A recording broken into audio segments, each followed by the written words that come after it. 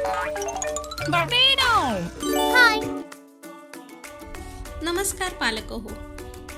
आजचा गृहपाठ खूप सोपा आणि उपयुक्त आहे. आपण आपल्या मुलांना त्यांचं पूर्ण नाव लिहायला शिकवणार आहोत. सर्वप्रथम मुलांना आपल्या सोबत बसवा आणि त्यांना त्यांचं पूर्ण नाव सांगा. उदाहरणार्थ शिव, सुमन, निशांत, पाटील. आता मुलाला वहीत ते पूर्ण नाव 5 वेळा लिहायला सांगा. लिहिताना मुलाला आठवण करून द्या. अक्षर स्वच्छ लिहा, शब्दांमध्ये अंतर ठेवा, घाई करू नका. या छोट्या सरावांमुळे मुलांना मदत होते आपलं पूर्ण नाव लक्षात ठेवायला, हस्ताक्षर सुंदर करायला, आत्मविश्वास वाढवायला. पालकांची भूमिका खूप महत्त्वाची आहे. तुम्ही बाजूला बसा, मुलाला प्रोत्साहन द्या आणि चुका झाल्यास प्रेमाने दुरुस्त करा. फक्त 5 मिनिटांचा हा सराव मुलांच्या शिकण्यात मोठा बदल घडवू शकतो. आणि त्यांना त्यांचं पूर्ण नाव सांगा. उदाहरणार्थ शिव, सुमन, निशांत, पाटील. आता मुलाला वहीत ते पूर्ण नाव 5 वेळा लिहायला सांगा. लिहिताना मुलाला आठवण करून द्या.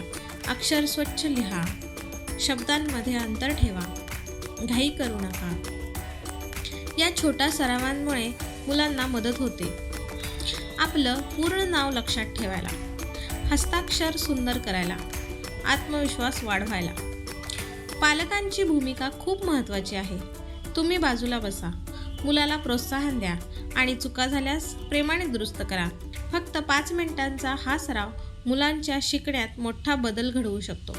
म्हणूनच आजच आपल्या मुलासोबत हा गृहपाठ करा आणि शिकण्याचा आनंद घ्या.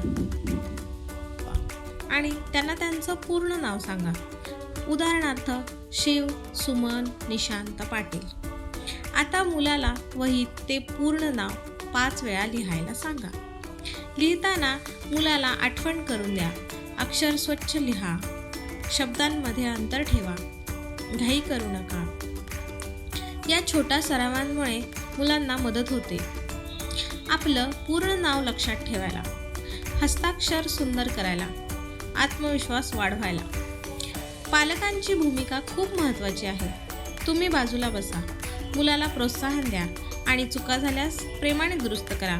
फक्त 5 मिनिटांचा हा सराव मुलांच्या शिकण्यात मोठा बदल घडवू शकतो. म्हणूनच आजच आपल्या मुलासोबत हा गृहपाठ करा आणि शिकण्याचा आनंद घ्या. पुन्हा भेटूया पुढच्या व्हिडिओत. नमस्कार.